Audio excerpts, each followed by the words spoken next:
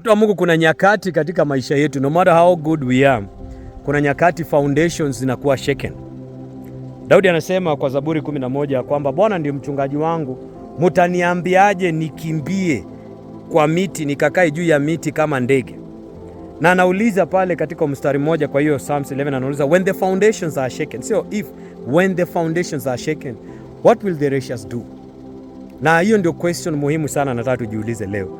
Maana most of the time, as long as wewe ni mwombezi na as long as wewe ni mtu wa Mungu, kuna moment ambaye foundation yako itakuwa shaken. Inaweza kuwa ni foundation financially, inaweza kuwa ni foundation kwa ndoa, ama kwa business or any other thing. Foundation sometimes huwa Mungu anaruhusu ziwe shaken, not broken.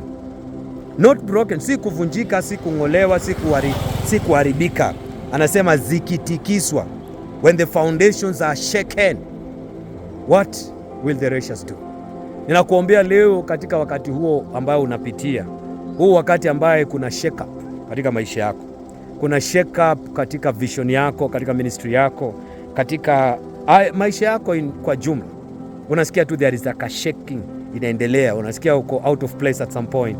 Ninakuombea neema ya Mungu, kwa sababu the righteous anafanya hivi. Number one, anakaza macho yake milimani, where our help come from. I'm not talking about Mount Kenya ama nini ama prayer center. Naongea kuhusu macho yetu tunainua pahali msaada wetu unatoka. Do you know where our help come from?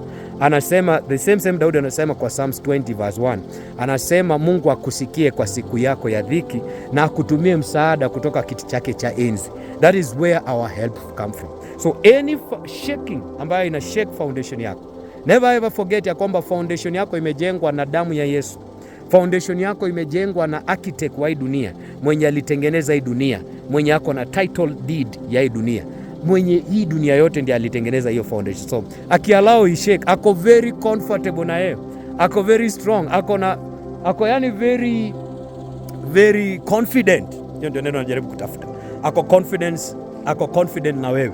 So also be confident in the Lord. Number 2, when the foundation has shaken, the righteous will remain strong. Maana jina la Mungu ni ngome imara, wakimbiliayo hawataaibika.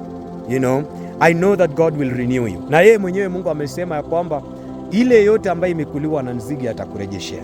Whatever nzige wamekula ndani ya maisha yako, the locust wamekula ndani ya maisha yako, kama ameamua kukurejeshea na amesema atakurejeshea, I don't see the reason wewe give up sana.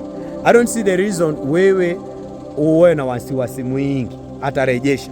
Hawezi ruhusu ujaribiwe beyond kile wewe unaweza kuihandle. So be confident with him. Trust in God and lean not on your own understanding. Na thirdly, katika foundation shake up hii, let it grow you closer to God. Hii foundation shake up iko katika maisha yako, ikukaribishie Mungu. Isikuondoe mbali na Mungu, isifanye uotoke mbali na Mungu, bali ikukaribishie Mungu hata zaidi. Wamekubetray, wamekuangusha, una feel kwamba uko disappointed in some way, let it draw you closer to God, because the closer you draw to God, the nearer your help is. So I pray for you today, in every foundation ambayo ina shake in your life, be strong in the Lord and be courageous. Mambo yatakuwa sawa, you will be okay. Nami nakuombea, nasimama na wewe mbele za Mungu, nasimama na wewe kwa maombi. Njoo tuombe pamoja. Join hii WhatsApp group yetu hapa, kuja tuombe tukamwamini Mungu pamoja. Peace be with you.